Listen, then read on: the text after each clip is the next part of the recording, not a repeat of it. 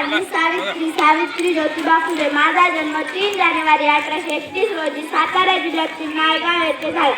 माझ्या वडिलांचे नाव खंडोजी नवसे पाटील व आईचे नाव लक्ष्मीबाई असे होते. मी अवघी 9 वर्षाची असताना माझा विवाह ज्योतिराव यांच्याशी झाला. लग्नाआधी मी अशीचीच होते. लग्नानंतर मला ज्योतिरावांनी लिहायला वाचायला शिकवले. आम्ही पुण्याच्या बुधवार पेठेत भिडेवाडा येथे मुलींची पहिली शाळा काढली. त्या काळात मुलींना शाळेत पाठवायचा धाडस कोणीही करत नव्हते. म्हणून मी आणि ज्योतिरावांनी मुलींना शिकवायचा जणू विडाच उचलला होता. आम्ही लोकांच्या घरोघर जाऊन लोकांना समजावले, पण लोक ऐकत नव्हते.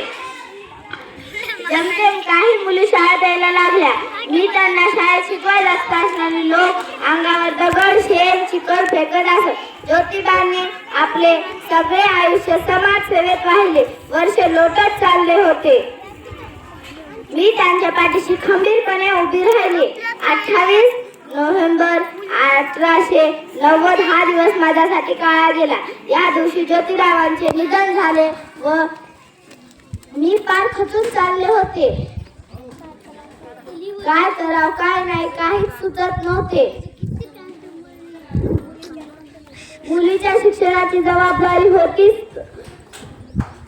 ज्योतिरावांनी मार्गी लावलेली गाडी आता मी चालवणार हे मी ठरविले होते.